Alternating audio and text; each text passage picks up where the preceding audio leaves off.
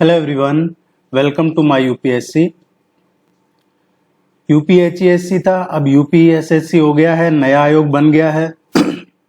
आपका एग्जाम है। बहुत से लोग पूछते हैं एग्जाम कब होगा, कब तक एग्जाम हो सकता है। तो ये अगस्त के लास्ट या सितंबर में होने के चांसेज हैं। पेपर वगैरह में जो आया है उसके अकॉर्डिंग अगस्त के लास्ट या अगस्त सितंबर का ही दिया आयोग ने कि अगस्त सितंबर में एग्जाम करवाएंगे। कोई वजह नहीं है अब एग्जाम डिले करने की।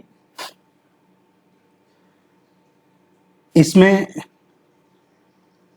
जो सिलेबस है उसी के अकॉर्डिंग थ्रोली करवाया जाएगा। पहले भी इसका कई बार कोर्स करवाया है और वो यूजफुल भी रहा है। तो आप चैनल को सब्सक्राइब कर लीजिए। टेस्ट सीरीज अवेलेबल है हिंदी और इंग्लिश के लिए। टेस्ट सीरीज ज्वाइन कर लीजिए जनरल स्टडीज के पेपर के लिए।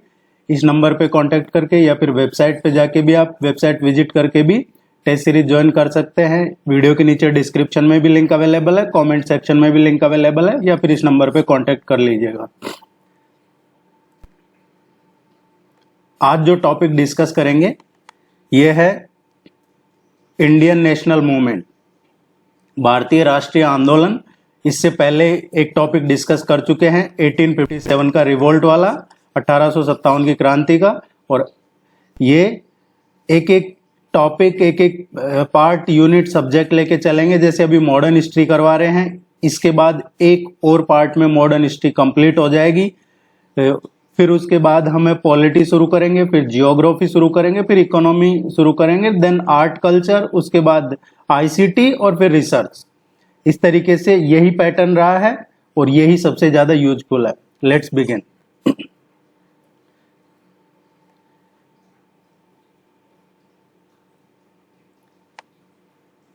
इंडियन नेशनल मूवमेंट्स, इसका शुरू करते हैं। इंडियन नेशनल मूवमेंट तो इंडियन नेशनल कांग्रेस से शुरू करते हैं। इंडियन नेशनल कांग्रेस को as a Indian National Union बनाया गया था। जो इंडियन नेशनल कांग्रेस है उसकी स्थापना की थी ए.ओ. ह्यूम ने, और ये शुरू में इंडियन नेशनल यूनियन फॉर्म किया गया था 1884 में, इसने ए.ओ. ह्यूम ने। और फिर बाद में जो पुणे में कॉन्फ्रेंस हुआ दिसंबर 85 में, उसमें इसको इंडियन नेशनल कांग्रेस कहा जाने लगा है।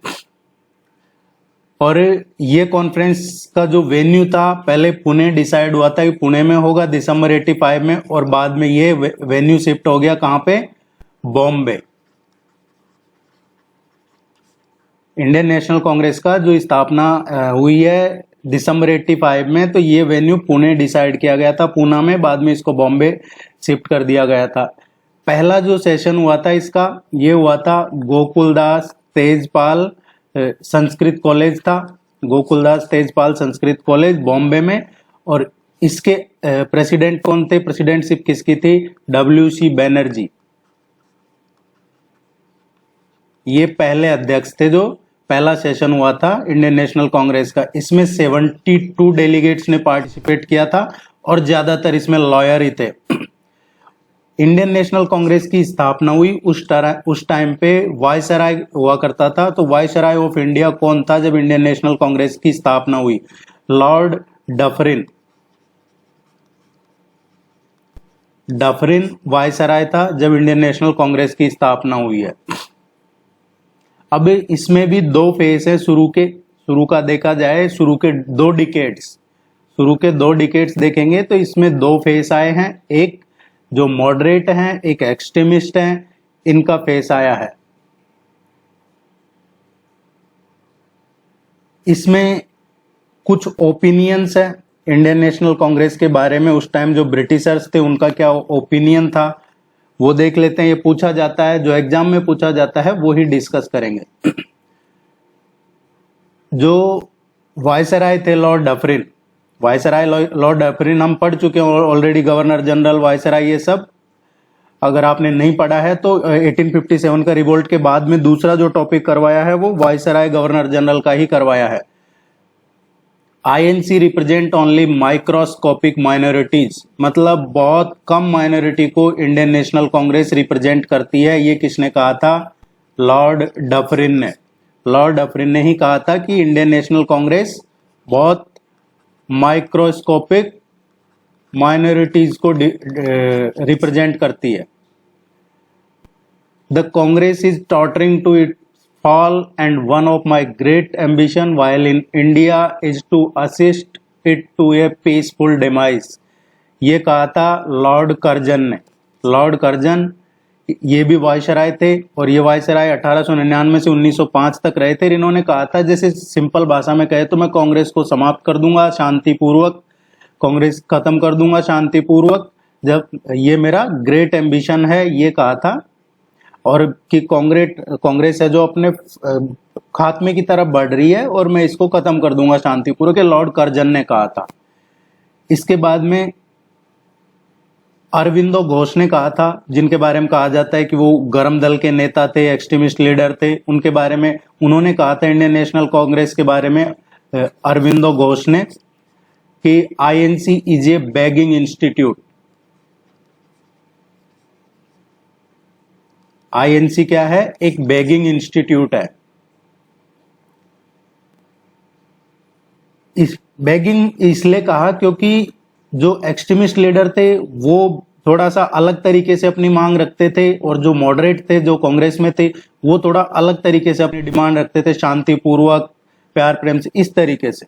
इसलिए कहा कि ये भीख मांगना बंद कीजिए, ये जो समझने की भाषा में कहें अंग्रेजों से। और उन्होंने कहा INC is a begging institute, ये कहा अरविंदो घोष ने। इसके अलावा जो बाल गंगाधर तिलक है, इन्होंने क्या कहा कांग्रेस के बारे में? INC should distinguish between begging and claiming the rights.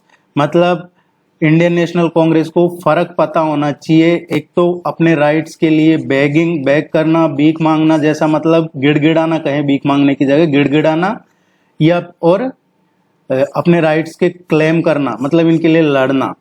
एक तो आप है जो इनके सामने गिड़गिड़ा रहे हैं और एक आप अपने राइट्स के लिए लड़ रहे हैं। इन दोनों में इंडियन नेशनल कांग्रेस को फर्क पता होना चाहिए, ये कहा बाल गंगाधर तिलक ने। इस तरीके के क्वेश्चन एग्जाम में पूछे जाते हैं, किसके बारे में क्या कहा या ये किसने कहा, इसलिए हम ये पढ़ रहे हैं यहाँ पे। देखिए इसमें बहुत सारी पॉलिटिकल चीजें आएंगी, तो जो लिखा हुआ है वही डिस्कस कर रहे हैं। सबकी अलग अलग एक विचारधारा होती है, आपकी, मेरी, किसी और की, तो उसको यहाँ ना लाए। और मैं इसलिए कर रहा हूँ क्योंकि अभी रिसेंटली कोई टीचर बता रहे थे, मेरे कोई कलीग ने एक वीडियो बताया जिसमें कोई टीचर ही हैं जो बता रहे थे, वो आदरणीय, कि असिस्टेंट प्रोफेसर का एग्जाम कब होगा। तो वो उसमें जो बता रहे थे, वो जो तैयारी कर रहे हैं उनको पसंद नहीं आया। तो उन्होंने कहा कि भाई आप ये सब क्यों बता रहे हैं, पॉलिटिक्स, इसमें आप तो टाइटल लिख रखा है कि एग्जाम कब होगा और आप इसमें पॉलिटिक्स का बता रहे हैं। तो जो बच्चों ने कमेंट किए उनके नीचे उन्होंने जो लिखा वो थोड़ा सा चिंताजनक है। उन्होंने लिखा कि भाई आपको किसने बुलाया यहाँ पे चैनल पे, हमारा चैनल है, हम जो चाहे लिखे, जो चाहे कहें। तो हम तो यही कहना चाहेंगे भैया आप जो चाहे कहिए, लेकिन कम से कम वो टाइटल तो ऐसा लिखिए कि आप ये बोलने वाले हैं, ताकि बच्चे नहीं आए। बच्चे तो जो तैयारी कर रहे हैं, आप यूपीएचएससी का एग्जाम कब होगा वो लिख रहे हैं टाइटल में, तो यूट्यूब उन बच्चों को रिकमेंड कर रहा है जो बच्चे उसकी तैयारी कर रहे हैं, जो और फिर आदरणीय गुरुजी कह रहे हैं कि भैया मत आइए। इस तरीके से नहीं होना चाहिए। और आप लोग भी है ना जो इसको थोड़ा सा, पॉलिटिक्स आती है, देखिए कुछ लोग कई बार क्या पढ़ाते पढ़ाते हो जाता है, तो आप जो अपने एग्जाम पॉइंट ऑफ व्यू से इंपॉर्टेंट है वही सीरियस लीजिए। बाकी तो कोई क्या कहता है, जनता डिसाइड करती है कौन सी पार्टी जीतेगी। आज एक पार्टी की सरकार है, कल दूसरी की आएगी, परसों किसी और की आएगी, इसमें मत पड़िए। कुछ फैक्ट्स देख लेते हैं आईएनसी के बारे में। आईएनसी के पहले प्रेसिडेंट कौन थे? तो इंडियन नेशनल कांग्रेस के जो पहले प्रेसिडेंट थे ये डब्ल्यूसी बैनर्जी थे, व्योमेश चंद्र बैनर्जी थे ये। पहली महिला प्रेसिडेंट कौन थी? पहली महिला प्रेसिडेंट का पूछा जाता है इंडियन नेशनल कांग्रेस की, तो वो एनी बिसेंट थी। इसमें कंफ्यूज नहीं होना है हमें। फिर पूछा जाता है कई बार कि पहले मुस्लिम प्रेसिडेंट कौन थे, तो ये बदरुद्दीन तैयब जी थे। बदरुद्दीन तैयब जी पहले मुस्लिम प्रेसिडेंट थे। पहले इंग्लिश प्रेसिडेंट कौन थे? पहला अंग्रेज प्रेसिडेंट कौन बना था कांग्रेस का? तो ये जॉर्ज यूले थे। इसके अलावा गांधी जी कब प्रेसिडेंट बने थे इंडियन नेशनल कांग्रेस के? 1924 में एक बेलगाम सेशन हुआ था, बेलगाम सेशन। इसमें महात्मा गांधी जी कांग्रेस के अध्यक्ष बने थे। ये कुछ इंपॉर्टेंट फैक्ट्स थे जो एग्जाम पॉइंट ऑफ व्यू से इंपॉर्टेंट है। अब ये था इंडियन नेशनल कांग्रेस के बारे में। जो एक्सट्रीमिस्ट फेस है जो कहा जाता है कि थोड़ा गर्म दल के थे, उग्र कहा जाता है, उसके बारे में पढ़ते हैं। तो एक्सट्रीमिस्ट फेस जो है 1905 से और 1917 तक रहा है। देखिए मॉडर्न हिस्ट्री में सबसे इंपॉर्टेंट क्या है, एक तो यहाँ कंप्लीट आपको जो बताया जा रहा है उसको आप क्रोनोलॉजिकल ऑर्डर में याद रख लीजिएगा, एक बार रट लीजिए। मैं तो सिंपल शॉर्ट कहूँ आपको कि पहले इंडियन नेशनल कांग्रेस, फिर एक्सट्रीमिस्ट फेस, उसके बाद बंगाल का विभाजन, इस तरीके से सारी चीजें एक एक करके क्रोनोलॉजिकल ऑर्डर में, ताकि एक क्वेश्चन यहाँ से आता है क्रोनोलॉजी का तो फिर हमारा गलत नहीं होना चाहिए। वैसे प्रैक्टिस टेस्ट में जो टेस्ट सीरीज करवाएंगे उसमें सफिशियंट इतनी तैयारी करवा देंगे कि पेपर आपका यहीं से टेस्ट सीरीज के आसपास ही रहता है। पिछला देख लो चाहे उससे पिछला देख लो, कुछ एक दो क्वेश्चन करंट अफेयर्स के जरूर बाहर से आते हैं। एक्सट्रीमिस्ट फेस, क्या रीजन था इनके इमरजेंस का? एक्सट्रीमिस्ट फेस, ये एक्सट्रीमिस्ट क्यों इसमें इमर्ज हुए? देखिए इन्होंने रियलाइज किया कि जो एक्चुअल नेचर क्या है ब्रिटिशर्स का, वो है एक्सप्लोटेटिव नेचर है उनका। ब्रिटिशर्स का जो स्वभाव है वो यहाँ की जनता के प्रति अच्छा नहीं है, इसीलिए इन्होंने एक्सट्रीमिस्ट ने ये शुरुआत की।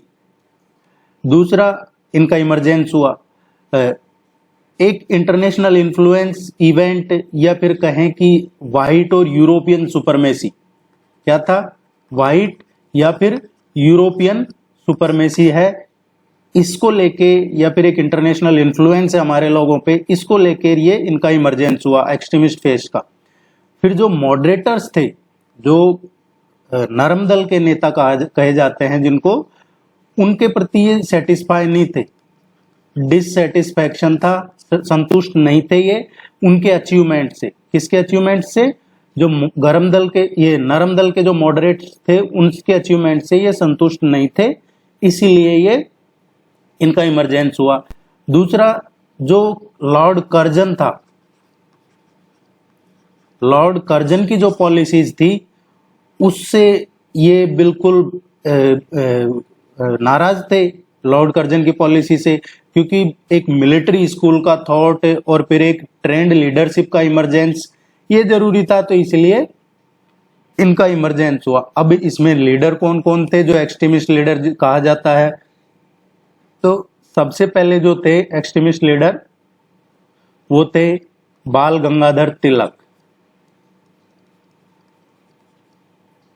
बाल गंगाधर तिलक ने दो न्यूज़पेपर लॉन्च किए जो एग्जाम में पूछे जाते हैं। एक था केसरी और दूसरा था मराठा। केसरी और मराठा दो न्यूज़पेपर बाल गंगाधर तिलक ने ही लॉन्च किए थे। केसरी न्यूज़पेपर है ये मराठी में छपता था, मराठी भाषा में, और जो मराठा न्यूज़पेपर है ये इंग्लिश भाषा में छपता था। ये इंपॉर्टेंट है, याद रखिएगा। और एक और जो पूछा जाता है 1893 में एक शुरू किया इन्होंने गणपति फेस्टिवल, जो आज भी मनाया जाता है मुंबई में, महाराष्ट्र में बहुत जोर शोर से, अब तो पूरे देश में ही मनाते हैं खैर, लेकिन सबसे ज्यादा यहाँ मनाया जाता है गणपति फेस्टिवल। ये इन्होंने ही शुरू किया था बाल गंगाधर तिलक ने 1893 में, और 1895 में 1895 में इन्होंने शिवाजी फेस्टिवल शुरू किया था। गणपति और शिवाजी ये दो फेस्टिवल इन्होंने ही शुरू किए थे। इन पे बाद में सेडिशन का चार्ज लगा और इनको कहां भेज दिया? बर्मा, मांडले जेल है बर्मा में, वहां भेज दिया कि इन्होंने कुछ सेडिशन आर्टिकल लिखे न्यूज़पेपर्स में, इसीलिए। उसके बाद में बाल गंगाधर तिलक ने होम रूल लीग की स्थापना की 1916 में। आगे ये आएगा जब इसको और डिटेल में पढ़ लेंगे। होम रूल लीग की 1916 में बाल गंगाधर तिलक ने स्टार्ट किया था। एक पूछा जाता है गीता रहस्य। गीता रहस्य, गीता रहस्य का पूछा जाता है, ये किसने लिखा है? गीता रहस्य बाल गंगाधर तिलक ने ही लिखा है। Swaraj is my birth right and I shall have it, ये स्वराज जो मेरा जन्म सिद्ध अधिकार है, ये किसने कहा था? ये नारा भी बाल गंगाधर तिलक ने ही कहा था। एक टाइटल दिया गया था इनको, लोकमान्य। हम पढ़ रहे हैं अभी एक्सट्रीमिस्ट लीडर्स के बारे में, और लोकमान्य का जो टाइटल है वो किसको दिया गया था? लोकमान्य का टाइटल बाल गंगाधर तिलक को ही दिया गया था।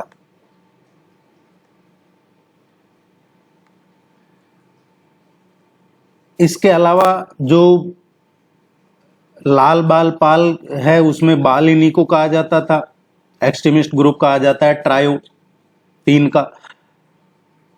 एक और क्वेश्चन पूछा जाता है इनकी एक बुक का, the Arctic home of Vedas. एक तो गीता रहस्य पढ़ और दूसरा the Arctic home of Vedas, ये भी बाल गंगाधर तिलक ने ही लिखी है। बाल गंगाधर तिलक के बारे में एक तो 2 न्यूज़पेपर लॉन्च किए थे इन्होंने, मराठी में केसरी आता था और मराठा इंग्लिश में आता था। गणपति फेस्टिवल 1893 में, शिवाजी फेस्टिवल 1895 में। बाद में इनके न्यूज़पेपर में कहा गया कि भाई आप सेडिशियस आर्टिकल लिखते हैं तो देशद्रोह का कानून लगा के अंग्रेजों ने मांडले जेल में डाल दिया इनको बर्मा में। फिर बाद में इन्होंने 1916 में होम रूल स्टार्ट किया। गीता रहस्य और the Arctic home of Vedas, ये 2 बुक्स बाल गंगाधर तिलक की ही है। ये इनके बारे में है जो एक्सट्रीमिस्ट ग्रुप में थे। दूसरा पढ़ते हैं लाला लाजपत राय। लाला लाजपत राय, एक क्वेश्चन पूछा जाता है इनके बारे में कि लाहौर में नेशनल स्कूल कहां पे? लाहौर में। इसकी स्थापना किसने की थी? तो नेशनल स्कूल लाहौर में लाला लाजपत राय ने ही शुरू किया था। साइमन कमीशन का बहिष्कार किया था। साइमन कमीशन का बहिष्कार करने वालों में लाला लाजपत राय भी थे, और लाहौर में ही इन्होंने साइमन कमीशन का बहिष्कार किया था। और जब ये साइमन कमीशन का विरोध कर रहे थे उस टाइम पे ही वहां पे लाहौर में इन पे लाठीचार्ज हुआ और बाद में इनकी डेथ हुई लाला लाजपत राय की, लाहौर में जो साइमन कमीशन का बहिष्कार कर रहे थे। कांग्रेस का एक कलकत्ता में सेशन हुआ था, अधिवेशन, कलकत्ता अधिवेशन, ये हुआ था 1920 में। उसके अध्यक्ष, स्पेशल सेशन हुआ था कांग्रेस का ये, उसके अध्यक्ष लाला लाजपत राय ही थे। जब गांधी जी ने नॉन कोऑपरेशन मूवमेंट को, असहयोग आंदोलन को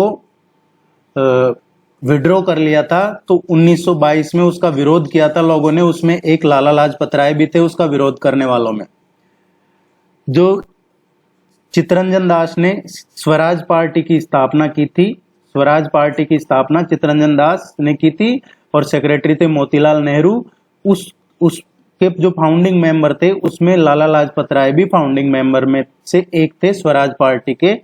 ये ध्यान रखना है, आगे स्वराज पार्टी के बारे में हम डिटेल में पढ़ेंगे, लेकिन क्वेश्चन पूछा जाए कि स्वराज पार्टी के फाउंडिंग मेंबर में से इनमें से कौन है या नहीं है, तो मोतीलाल नेहरू, चित्तरंजन दास और लाला लाजपत राय ये थे।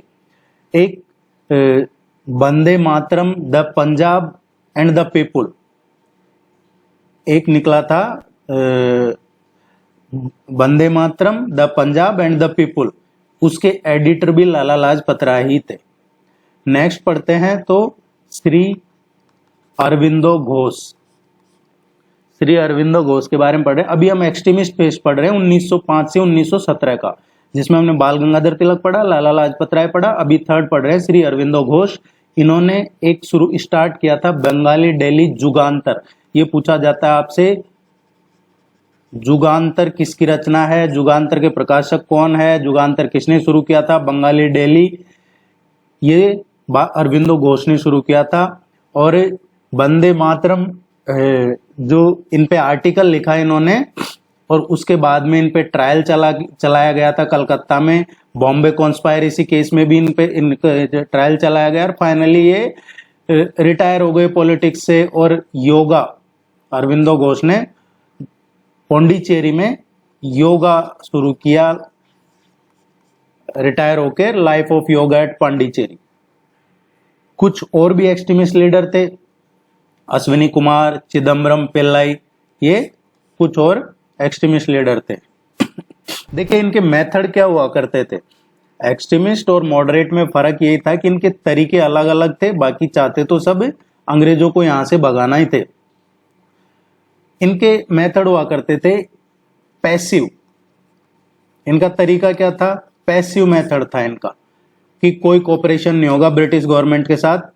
जो गवर्नमेंट की सर्विसेज हैं, कोर्ट हैं, स्कूल हैं, कॉलेज हैं, उनका बायकॉट किया जाएगा। तो ये पैसिव तरीका था इनका।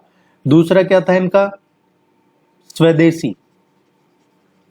स्वदेशी, प्रमोशन ऑफ स्वदेशी and boycott of foreign goods. ये इनका लाल बाल पाल, अरविंदो घोष, अश्विनी कुमार, चिदम्बरम पिल्लाई, इनका ये तरीका था अंग्रेजों के खिलाफ अपनी बात रखने का। तो उम्मीद है ये क्लियर हो गया होगा। अब नेक्स्ट देखते हैं इसका, द पार्टीशन ऑफ बंगाल। यहां से क्वेश्चन आता है कई बार। द पार्टीशन ऑफ बंगाल हुआ और फिर उसके बाद में बॉयकॉट हुआ इसका, फिर स्वदेशी मूवमेंट शुरू हुआ। ये सब 1905 और 1905 से 1908।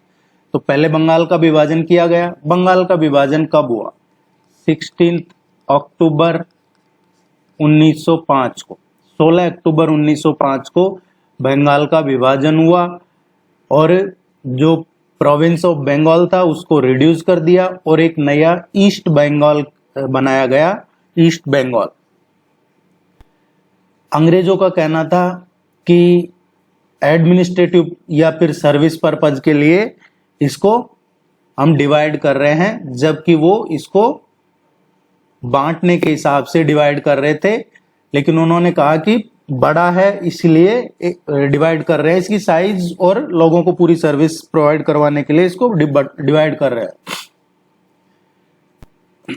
और जब ये हुआ बंगाल का विभाजन, उसके बाद में एक एंटी मूवमेंट शुरू हुआ इनके खिलाफ, इसके खिलाफ, पार्टीशन ऑफ बंगाल के खिलाफ, और बॉयकॉट एंड स्वदेशी मूवमेंट शुरू हो गया। 1905 में इंडियन नेशनल कांग्रेस का 1905 में अधिवेशन था बनारस में, बनारस सेशन था। उसके अध्यक्ष थे गोपाल कृष्ण गोखले। गोपाल कृष्ण गोखले उसके अध्यक्ष थे। और जो स्वदेशी और बायकॉट मूवमेंट शुरू किया गया था उसको सपोर्ट किया गया लाला लाजपत राय, बाल गंगाधर तिलक, और ये जो लाल बाल पाल है, इन्होंने भी इसका विरोध किया जो बंगाल का विभाजन था। इसके बाद में एक रिजोल्यूशन पास किया गया 7 अगस्त को, 7 अगस्त 1905 को।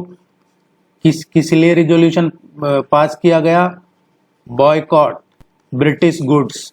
ब्रिटिश गुड्स, जो ब्रिटिश के गुड्स सर्विसेज थी, उनका बायकॉट किया गया। और ये रिजोल्यूशन पास किया गया जो आईएनसी का कलकत्ता में अधिवेशन हुआ, उसमें बाल गंगाधर तिलक ने देश के अलग अलग हिस्सों में ये मूवमेंट शुरू किया। कौन सा? स्वदेशी, बायकॉट एंड स्वदेशी। बायकॉट करना है ब्रिटिशर्स के गुड्स का और स्वदेशी अपनाइए। तिलक ने ये शुरू किया गया डिफरेंट पार्ट्स ऑफ इंडिया, और स्पेशली कहाँ पे? पुणे और बॉम्बे। पूना और बॉम्बे में बाल गंगाधर तिलक ने स्पेशली ये शुरू किया गया। अजीत सिंह और लाला लाजपत राय ने ये शुरू किया कहाँ पे? अजीत सिंह और लाला लाजपत राय ने ये शुरू किया कहाँ पे शुरू किया? कौन सा? बायकॉट कीजिए ब्रिटिशर्स का और स्वदेशी अपनाइए। ये पंजाब में शुरू किया गया। देखिए जैसे क्वेश्चन आता है ना, 1857 की क्रांति में झांसी से किसने लीड किया, कानपुर में कौन नेता थे, इस तरीके से ही ये पूछे जाते हैं कि जब बंगाल में बॉयकॉट चल रहा था और स्वदेशी आंदोलन चल रहा था तो पंजाब में उसको कौन लीड कर रहा था। सॉरी। पुणे और बॉम्बे में कौन लीड कर रहा था, इस तरीके से पूछा जाता है। तो पंजाब और नदर्न इंडिया, पंजाब और नॉर्थ का जो उत्तरी भारत है उसमें अजीत सिंह और लाला लाजपत राय। दिल्ली में सैयद हैदर रजा थे और चिदम्बरम पिल्लई, चिदम्बरम पिल्लई ये बॉयकॉट और स्वदेशी मूवमेंट को लीड कर रहे थे मद्रास में, मद्रास प्रेसिडेंसी में। तो ये याद रखिएगा, बंगाल का विभाजन हुआ 16 अक्टूबर 1905 को, फिर एक रिजोल्यूशन पास किया गया 7 अगस्त 1905 को कि बॉयकॉट कीजिए ब्रिटिश गुड्स का। तिलक ने बॉम्बे और पुणे में, स्पेशली अजीत सिंह जी और लाला लाजपत राय ने स्वदेशी मैसेज स्प्रेड किया। पंजाब और other parts of northern India, Syed Haider Raza ने एजेंडा सेटअप किया दिल्ली में, और चिदम्बरम पिल्लई ने इसको मूवमेंट को टुक ओवर किया मद्रास प्रेसिडेंसी में।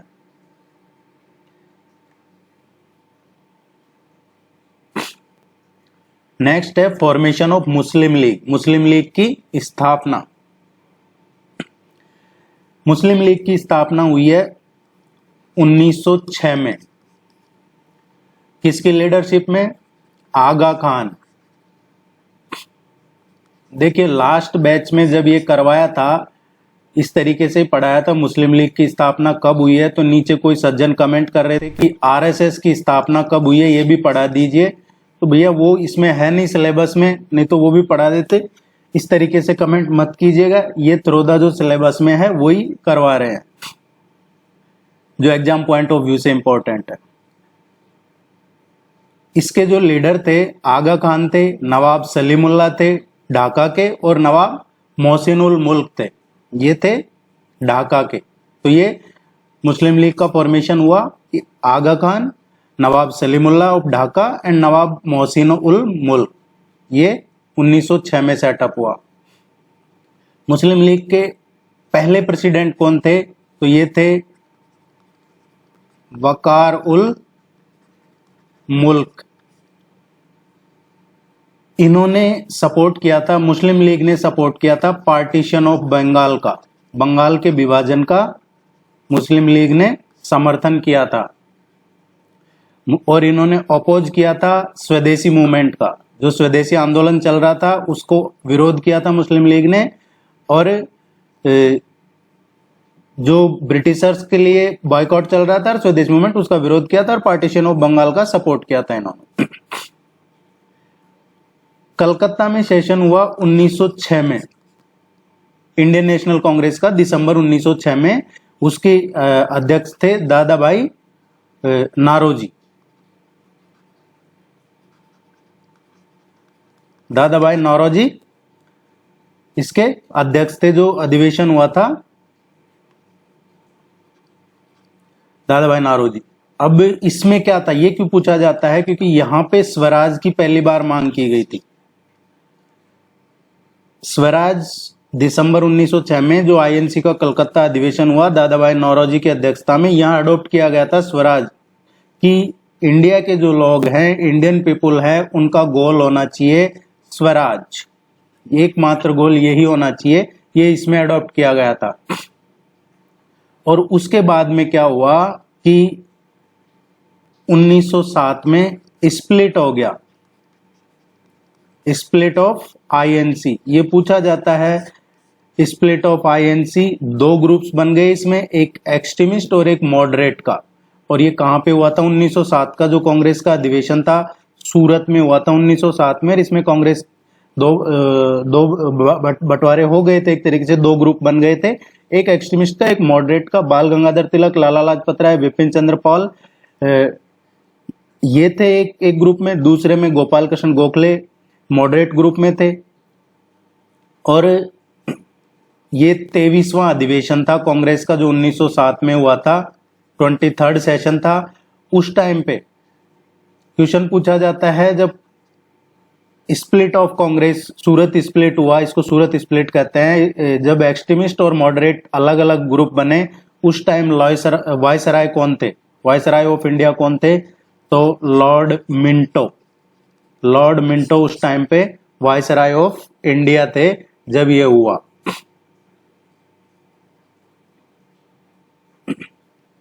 तो ये कुछ इंपॉर्टेंट चीजें थी जिन्हें हमें ध्यान में रखना है।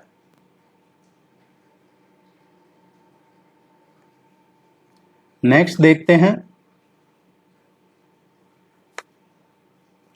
Indian council act of 1909 and Morley Minto और मोरलेमेंटो रिफॉर्म। देखिए ये पूछा जाता है, पिछली बार एग्जाम में पूछा गया था ये क्वेश्चन, जो एडवर्टाइजमेंट नंबर 50 हुआ था उसमें, कि मोरलेमेंटो रिफॉर्म्स इनमें से कौन सा है, तो ये 1909 का है। एक 1919 का है मॉन्टेग्यू चेम्सफोर्ड रिफॉर्म।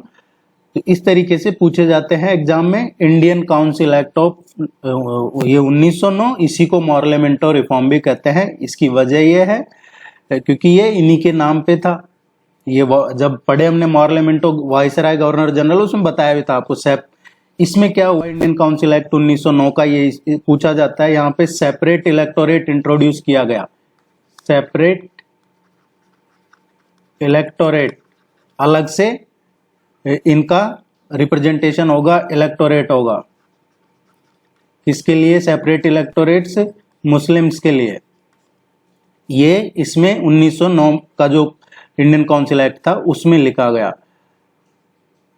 एक क्वेश्चन पूछा जाता है कम्युनल इलेक्टोरेट का जो जनक है, जो फादर ऑफ कम्युनल इलेक्टोरेट है, वो कौन है? तो ये लॉर्ड मिंटो को कहा जाता है कम्युनल इलेक्टोरेट्स का जनक, the father of communal electorates.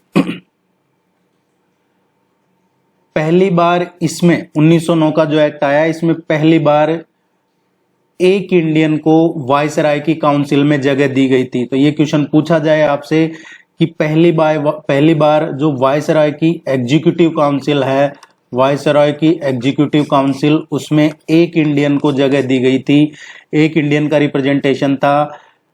तो वो कौन से एक्ट में था? ये था मोरलेमेंटो रिफॉर्म या फिर इंडियन काउंसिल एक्ट 1909 का। और वो कौन थे जिनको जगह दी गई थी? सत्येंद्र प्रसाद सिन्हा। सत्येंद्र प्रसाद सिन्हा थे जो ज्वाइन किया था काउंसिल को as a law member. As a law member Satyendra Prasad Sinha ने ज्वाइन किया था वायसराय की काउंसिल को। और बाद में जो पार्टीशन किया गया था इसी एक्ट में, बंगाल का जो पार्टीशन किया था उसका इसमें अनलमेंट कर दिया गया था 1911 में।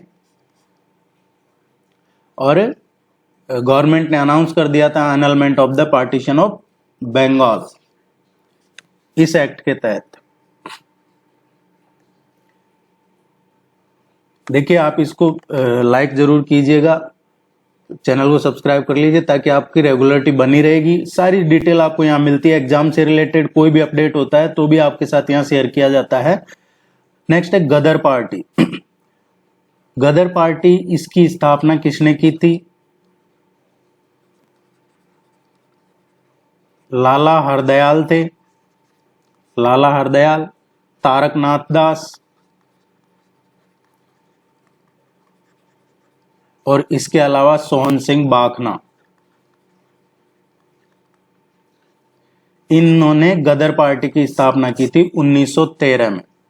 एक गदर मतलब जैसे एक रिबेलियन। और यूनाइटेड स्टेट ऑफ अमेरिका और कनाडा में, कहां पे की थी? United state of America, USA और कनाडा में इस पार्टी का ये तीनों एक्टिविटीज करते थे। ये इनका जो ये गदर पार्टी है, ये एक वीकली न्यूज़पेपर आता था द गदर। एक वीकली न्यूज़पेपर आता था द गदर, इसी के आसपास रहता था। ये द गदर नाम से एक वीकली न्यूज़पेपर आता था और इसमें कैप्शन रहता था अंग्रेजी राज का दुश्मन, द गदर। और इसमें कैप्शन क्या दिया जाता था? अंग्रेजी राज का दुश्मन।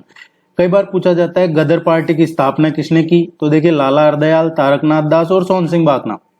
लेकिन इसका हेडक्वार्टर पूछ लिया जाता है कि इसका हेडक्वार्टर कहां पे था? तो गदर पार्टी का हेडक्वार्टर था सैन फ्रांसिस्को में इसका हेडक्वार्टर था। कुछ और लीडर भी थे इसमें, जैसे बाबा गुरुमुख सिंह है, करतार सिंह है, सोहन सिंह है, रहमत अली शाह है, ये कुछ और गदर पार्टी के मेंबर थे। और रिवॉल्यूशनरी एक्टिविटीज में था इनका जो स्वदेश सेवक होम, एक रिवॉल्यूशनरी एक्टिविटी भी चलाते थे वैंकूवर कनाडा में, किस नाम से? स्वदेशी सेवक होम, इस नाम से ये एक्टिविटीज करते थे वैंकूवर में। और यूनाइटेड इंडिया हाउस भी था सीटल में, यूनाइटेड इंडिया हाउस, ये भी गदर पार्टी के ही एक्टिविटीज में था। कोमागाटा मारूशिप इंसिडेंट, 1914 में, ये एक जापानीज शिप था। कौन सा था? जापानीज स्टीम शिप था, जो कुछ सिख कैरी कर रहा था इमिग्रेंट्स को, पंजाब से कनाडा ले जा रहा था। कहां से? पंजाब से कनाडा। और ये पहुंच गया था कनाडा में वैंकूवर, फोर्ट ऑफ वैंकूवर में 22 मई 1914 को। मई 22, 1914 को ये कनाडा में वैंकूवर, फोर्ट ऑफ वैंकूवर में पहुंच गया था, जो ये सिख इमिग्रेंट्स थे इनको लेके। जापानीज जहाज था, लेकिन शिप को फोर्सफुली रिटर्न कर दिया गया इंडिया कैनेडियन अथॉरिटीज ने। कनाडा की जो अथॉरिटी थी उन्होंने फोर्सफुली इसको रिटर्न कर दिया। और फिर ये शिप है जो कहाँ गया? ये जो कलकत्ता में बज डॉक है वहां पे इसको लाया गया। ब्रिटिशर्स ने जो कहा इसके बारे में, वो कहा कि ये जो जा रहे थे, इसमें जो सिख और कुछ मुस्लिम इमिग्रेंट्स थे ये जा रहे थे, ये डेंजर थे और ये पॉलिटिकली एजिटेटर्स थे, और इस तरीके से इन पे आरोप लगा के और इनको वापस भेज दिया गया। और बाद में जब इन लोगों ने विरोध किया तो पुलिस ने इन पे, ब्रिटिशर्स ने ओपन फायर किया और इसमें से 19 पैसेंजर्स की डेथ हो गई इस इंसिडेंट में।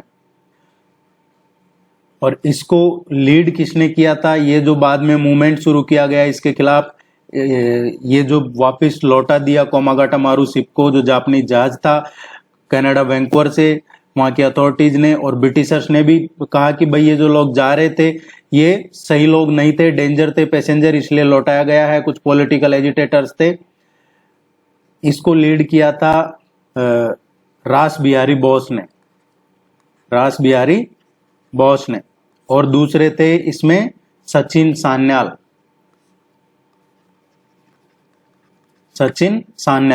इन्होंने लीड किया था मूवमेंट।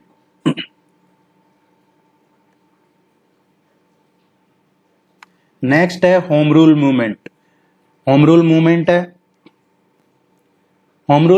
है, ये दो हैं, एक तो तिलक ने शुरू किया था और एक एनी बिसेंट ने शुरू किया था होम रूल मूवमेंट। देखिए होम रूल मूवमेंट है इसी तरीके का एक आंदोलन मूवमेंट, कहाँ चल रहा था? सिमिलरली इसके जैसा ही आयरलैंड से, और कहा जाता है कि उससे प्रेरित होकर ये शुरू किया गया था। होम रूल मूवमेंट को मुस्लिम लीग ने सपोर्ट किया था। होम रूल मूवमेंट था, उसको मुस्लिम लीग ने सपोर्ट किया था। तिलक का जो होम रूल मूवमेंट था, बाल Gangadhar Tilak and any Besant, इन दोनों ने शुरू किया था होम रूल मूवमेंट। तिलक ने शुरू किया था अप्रैल 1916 में। कहां पे? पूना में। और ये जो तिलक का होम रूल मूवमेंट था ये कहां पे काम करता था? महाराष्ट्र, कर्नाटक, सेंट्रल प्रोविंस, बेरार और एक्सक्लूडिंग बॉम्बे के अलावा ये महाराष्ट्र, कर्नाटक, सेंट्रल प्रोविंस और बेरार में ये तिलक का होम रूल मूवमेंट वर्क करता था। ये जब शुरू किया था होम रूल मूवमेंट तिलक ने, तो इसके प्रेसिडेंट कौन थे? इसके प्रेसिडेंट थे जोसेफ बाप्तिस्ता, ये इसके अध्यक्ष थे। और इसके सेक्रेटरी कौन थे? एनसी केलकर। तो आपसे पूछा जाए कि जो तिलक ने अप्रैल 1916 में पूना में ये होम रूल मूवमेंट शुरू किया था। इसके अध्यक्ष कौन थे? जोसेफ बाप्तिस्ता और एनसी केलकर इसके सेक्रेटरी थे। और यहीं पे स्लोगन दिया था, Swaraj is my birth right and I shall have it. जो स्वराज मेरा जन्मसिद्ध अधिकार है, मैं लेके रहूंगा, ये तिलक ने इसी में को शुरू किया। जब नारा दिया था तिलक के, हम पहले पढ़ चुके हैं, मराठा न्यूज़पेपर और केसरी न्यूज़पेपर, ये दो ऑर्गन थे, इसी के होम रूल मूवमेंट के ही दो पार्ट थे, मराठा और केसरी भी। एनी बिसेंट ने शुरू किया गया था सितंबर 1916 में। कहां से ये शुरू किया गया था? अड्यार से शुरू किया गया था। सुब्रमण्यम अय्यर के साथ शुरू किया था इन्होंने। और बाद में एनी बिसेंट का पूछा जाता है, इसी आंदोलन का जैसे ऑर्गन थे मराठा और केसरी तिलक वाले के, वैसे ही इसके इन्होंने शुरू किया गया था एनी बिसेंट ने न्यूज़पेपर न्यू इंडिया। एक क्वेश्चन आता है कई बार एग्जाम में, न्यू इंडिया, और एक कई बार पूछ लिया जाता है कॉमनवेल्थ। न्यू इंडिया और कॉमनवेल्थ, ये न्यूज़पेपर किसने स्टार्ट किए थे? तो ये एनी बिसेंट ने किए थे। इसके अलावा एक और पूछ लिया जाता है यंग इंडिया का। यंग इंडिया न्यूज़पेपर, ये भी एनी बिसेंट का ही था। और ये इस जो होम रूल मूवमेंट था, ये इसके इंपॉर्टेंट पार्ट थे।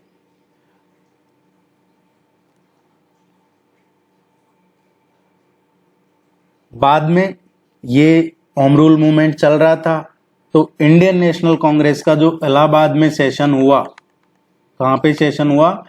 आईएनसी का, इंडियन नेशनल कांग्रेस का, दिसंबर 1921 में जो इलाहाबाद में सेशन हुआ, उसमें डिसाइड किया गया सिविल डिसोबीडियंस मूवमेंट लॉन्च करने का। तो आपसे पूछा जाए कि जो सविनय अवज्ञा आंदोलन है, सिविल डिसोबीडियंस मूवमेंट, ये कहाँ पे, कौन से सेशन में? तो कांग्रेस का ये इलाहाबाद सेशन था। और बाद में है जो कुछ एंग्री पीजेंट्स थे, कुछ गुस्से में थे पीजेंट, मॉब कहें, उन्होंने पुलिस स्टेशन पे है जो अटैक किया। चौरा चौरी इंसिडेंट हुआ गोरखपुर में, उत्तर प्रदेश में 5 फरवरी 1922 को। और महात्मा गांधी जी ने विड्रॉ कर लिया था सिविल डिसोबीडियंस मूवमेंट को।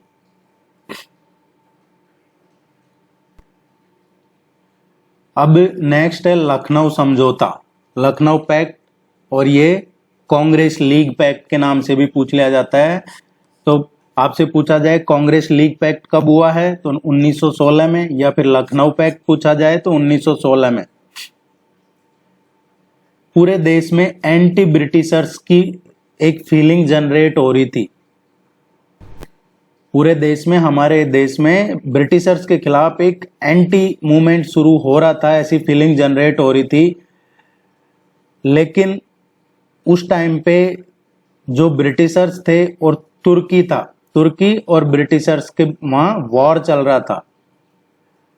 और मुस्लिम लीग ने और जो मुस्लिम्स थे यहाँ के, उन्होंने विरोध किया, और वो भी एंटी ब्रिटिशर्स हो गए, एक तरीके से अंग्रेजों के खिलाफ हो गए जो मुस्लिम्स थे। क्योंकि तुर्की में अंग्रेजों, जो ब्रिटिशर्स और तुर्की में युद्ध चल रहा था, यहाँ के मुस्लिम्स नाराज थे अंग्रेजों से। और यही वजह थी कि उस टाइम पे जो कांग्रेस है और मुस्लिम लीग है, उसके बीच में यूनिटी हुई। कांग्रेस और मुस्लिम लीग का एक सेशन हुआ 1916 में, और ये कहां पे हुआ? लखनऊ में हुआ ये सेशन।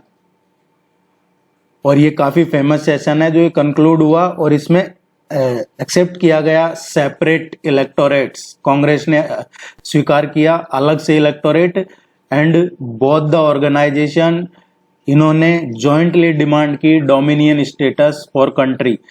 इसमें दो चीजें हुई, एक तो कांग्रेस ने स्वीकार किया मुस्लिम्स के लिए अलग से सेपरेट इलेक्टोरेट्स होना चाहिए, और दूसरा इनमें एक और इनके बीच में जो पैक्ट हुआ, एक्सेप्ट किया दोनों ने कि देश की आजादी, डोमिनियन स्टेटस।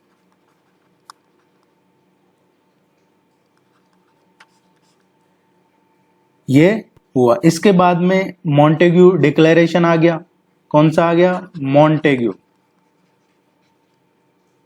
मॉन्टेग्यू डिक्लेरेशन, या फिर उसको बोलते हैं अगस्त डिक्लेरेशन।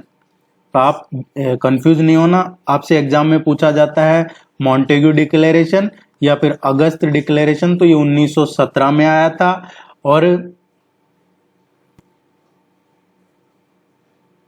इसमें क्या कहा गया?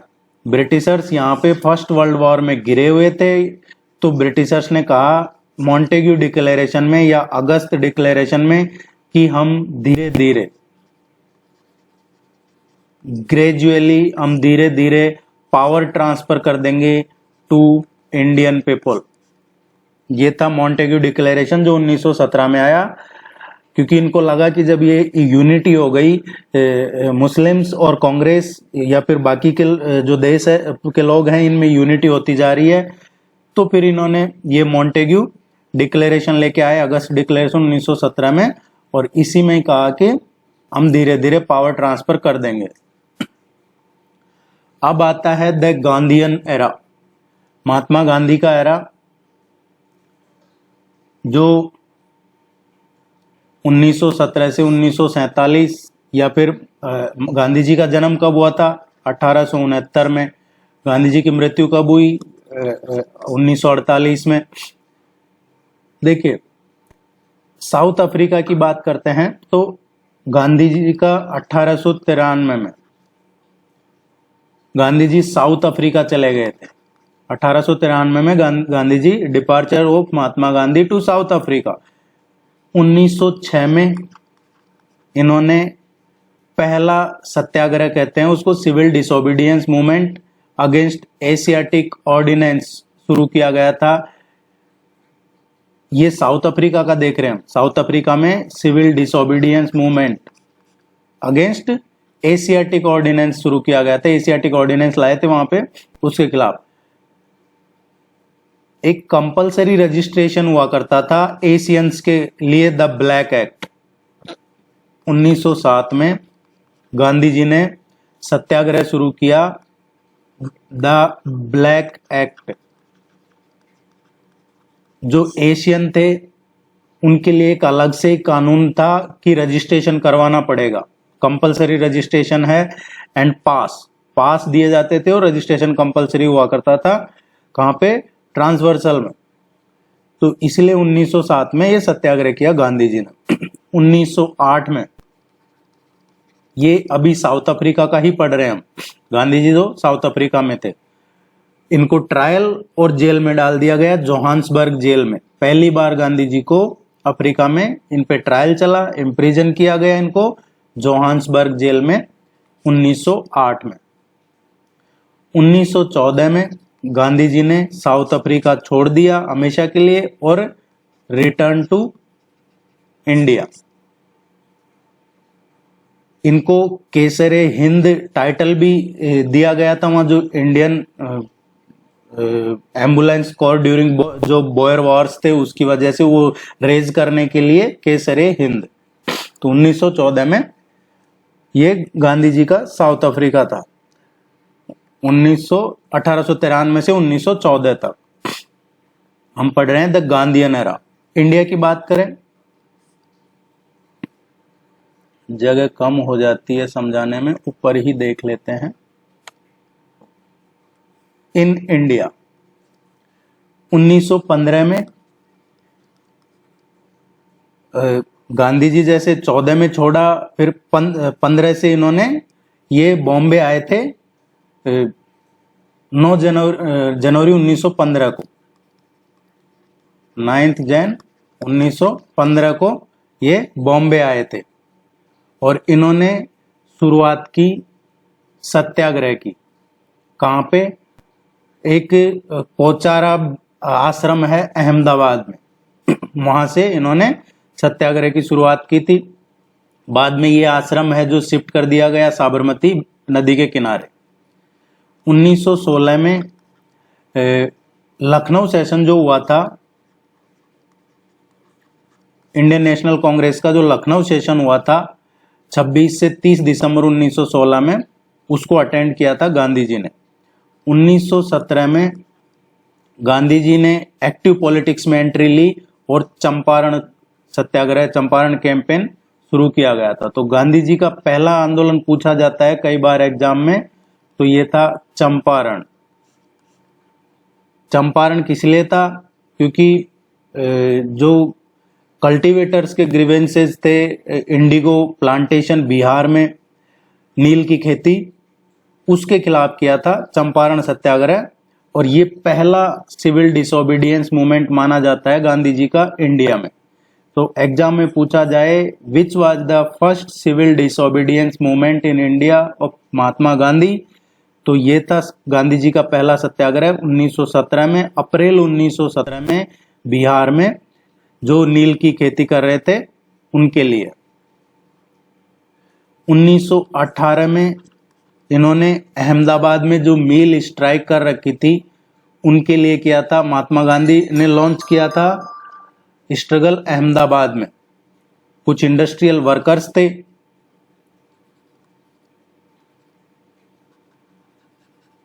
अहमदाबाद, यहाँ पे इंडस्ट्रियल वर्कर्स थे और उनके बाद में फिर हंगर स्ट्राइक को एक पहली बार गांधी जी ने यहाँ पे की थी, भूख हड़ताल। किसके लिए? जो ये इंडस्ट्री में काम करने वाले वर्कर थे इनके लिए। और उसके बाद में मार्च 1918 में गांधी जी ने जो किसान थे खेड़ा में, गुजरात में, उनके लिए जो डिफिकल्टी फेस कर रहे थे, उनसे रेंट लिया जा रहा था, अगर उनकी क्रॉप्स फेल हो गई तो भी उनसे रेंट लिया जा रहा था। तो खेड़ा सत्याग्रह गांधी जी का पहला नॉन कोऑपरेशन मूवमेंट जाना जाता है। एक बार और क्लियर कर लेते हैं, गांधी जी का पहला जो सिविल डिसोबीडियंस मूवमेंट या सत्याग्रह जो कहा जाता है वो चंपारण था, बिहार। उसके बाद गांधी जी ने अहमदाबाद में जो मिल इंडस्ट्री में वर्कर्स थे उनके लिए भी स्ट्राइक की थी, भूख हड़ताल गांधी जी ने यहीं की थी पहली बार, अहमदाबाद में। और मार्च 1918 में जो खेड़ा गुजरात में जो किसानों की फसल खराब हो गई, फिर भी उनसे किराया लिया जा रहा था, रेंट लिया जा रहा था, टैक्स लिया जा रहा था, जब गांधी जी ने वहां खेड़ा सत्याग्रह किया। और ये पहला नॉन कोऑपरेशन मूवमेंट जाना जाता है, असहयोग आंदोलन गांधी जी का। गांधी जी की बात कर रहे हैं तो ये 1918 में।